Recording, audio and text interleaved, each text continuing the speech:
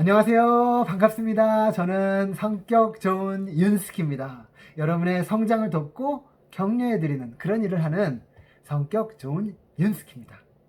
저는 사람의 성장에 참 관심이 많아요. 사람이 성장하는 데는 이유가 있어요. 왜냐면요, 우리의 잠재력이 발현되지 않으면 그 나머지 인생은 너무너무 불쌍한 인생이에요.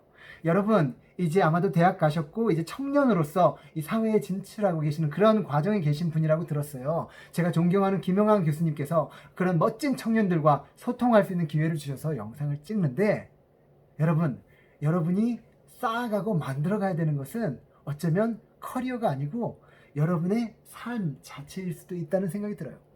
여러분이 성장하잖아요. 커리어도 따라와요.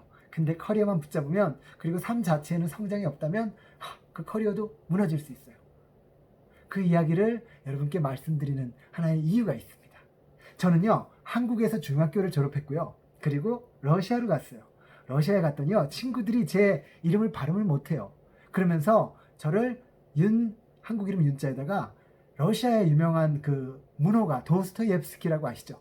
음악가 차이콥스키라고 아시죠? 그 스키를 붙여서 윤스키라고 이름을 붙여준 거예요. 저는 그 이름을 벌써 오랫동안 쓰고 있어요. 자, 제가 러시아를요, 중학교를 마치고 갔어요. 한국에서 공부를 너무 잘했다면 한국에 남았을 텐데요. 아니었어요. 제가 한국을 떠나는 게 국가에 도움이 되겠다라는 생각을 가졌었고요. 그렇게 러시아로 떠나면서 이런 생각을 했어요. 러시아에 가면 한국에서 배우기 어려운 거, 러시아에서 가지고 있는 강점, 그런 걸 공부해보면 어떨까? 그래서 찾은 게 우주항공학이었어요. 우주항공학을 공부해서 발표 안 된 논문들도 많으니까 그걸 러시아말로 공부하고, 더 나아가서 미국 가서 공부를 한 다음에 나사 같은 단체에서 일을 하고, 그리고 한국에 돌아오면 비행기를 만들고 40년 후에는 달나라에 호텔 짓자, 이런 생각을 가지고 갔었어요. 실제로 제가 갔던 그 사립고등학교에 미르 우주정거장을 만드셨던, 같이 하셨던 분이 선생님으로 오셨어요. 대학 교수님들이 오신 거예요. 그래서 그분이 저를 멘토링도 해주셨고, 그래서 그 꿈을 가지고 대학을 갔어요. 대학에 가서 상트페테르부르크 국립대학이라는 데를 갔어요. 거기가 푸틴 대통령 후배라고 제가 하거든요. 그 대학에서 공부를 했어요. 사실은 러시아에서 음대 나오면 나 차이콥스키 후배야 이러고요. 거기 나오면 또 뭐 푸틴 대통령 후배야 이런 얘기 하는데요. 거기서 제가 한 3년 반을 공부했는데, 저는 거기서 공부하다가 아파가지고 학업을 이어갈 수 없을 정도로 아팠어요. 머리가 깨질 듯이 아팠고, 눈이 안 보이기 시작했고, 토할 것 같았고, 그런 상태에서 학교를 그만두고 한국에 나왔어요. 그때 한국에 나왔을 때가 여러분 아주 어렸을 때일 것 같아요. 아니면은 여러분 어렸을 때일 것 같아요. 한국 월드컵 때거든요. 그때 한국에 나와서 병원에서 막 검사를 받아봤어요. 그때 여러 검사를 받을 때 제가 이런 질문을 처음 해봤어요. 나에게 남은 시간이 1년이라면 나 어떻게 이 인생을 살까? 그 질문을 진지하게 했던 건 제 몸에서 느꼈던 그 고통 때문이에요. 이러다 나 정말 무슨 일이 있는 거 아닌가? 근데요, 그 고통이 전화위복이 됐어요. 왜냐면 그 고통 때문에 제 삶의 본질에 대해서 질문하게 된 거예요. 뭐냐면요, 우주항공은 아니다라는 답이 딱 나왔어요. 그리고 제 내면을 들여다보니까요, 제가 우주항공학을 하려고 했던 이유가 너무너무 선명했어요. 뭐였냐면, 너 왜 러시아가? 라고 했던 친구들한테 증명해 보이고 싶었어요. 내가 옳았다, 그 증명해 보이고 싶었던 거예요. 둘째는 뭐였냐면요, 부모님한테 인정받고 싶었어요. 여러분도 그런 마음 있지 않으세요? 부모님께 인정받고 싶은 거는 나쁜 의도는 아닌 것 같아요. 하지만 그것이 내 삶을 좌지우지하는 그런 핵심이라면 그거 좀 위험하다는 생각이 들어요. 세 번째는 나라에서 자랑스러운 한국인, 그 말 듣고 싶었어요. 그런데 나에게 남은 시간이 1년이라는 생각을 했더니 저는 그렇게 살고 싶지 않더라고요. 그것이 가치 없다는 게 아니고, 저 개인적으로 1년이 남았다면 다른 걸 해보고 싶어요. 그래서 어떤 걸 했냐면, 제 머릿속에 하얀 캔버스를 꺼내놓고 거기에 점을 찍어봤어요. 내가 살았던 그 20여 년의 삶이 의미 있었나? 기억할 만한 게 있나? 좋았던 기억에는 있나?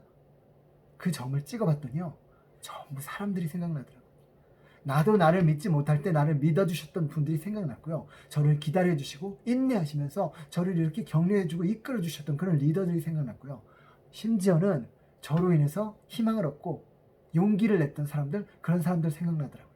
그래서 저는 제 삶에 잘못된 동기를 그때 발견했어요. 그리고 가고 싶은 길을 찾게 됐어요. 그게 대학생 시절의 일이에요. 여러분 지금 대학생이시라면, 청년이라면 내가 어떻게 살아야 될지라는 고민 많이 하실 거예요.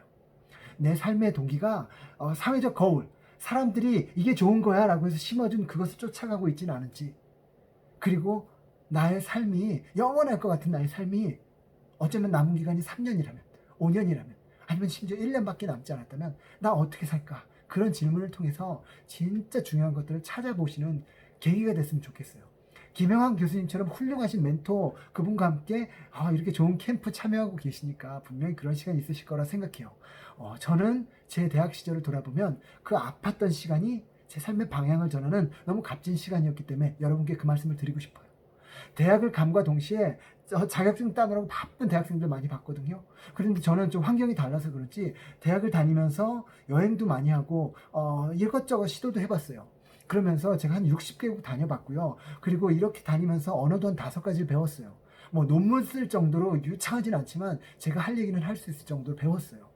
그러면서 깨달은 게 뭐냐면 세상에 사과는 빨간 것만 있는 게 아니구나.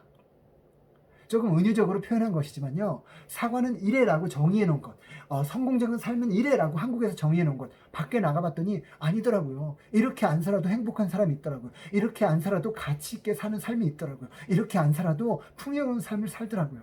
전 그걸 통해서 내가 진짜 가치 있는 삶은 남들이 정해놓은 게 아니고 내가 만들어가는 거구나라는 걸 깨달았어요.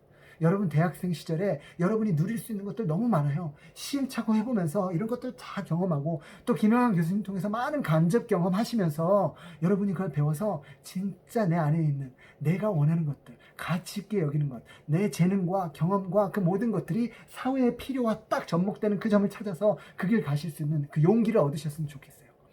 여러분 행복한 시간 되시기 바라고요. 혹시라도 여러분과 인연이 닿아서 만나게 되면 더 깊은 이야기도 나누면 좋겠습니다. 여러분 제가 그 아플 때 캔버스에 점을 찍으면서 깨달은 건 이거예요. 내가 평생 하고 싶은 것, 아니 일주일을 살아도 단 하루를 살아도 하고 싶은 걸 찾았어요. 그게 뭐였냐면요, 여러분의 성장을 돕고 여러분에게 희망을 드리는 것. 그걸 좀 다른 말로 성장을 돕고 격려한다고 해서 성격 좋은 윤스키라고 하는 거예요.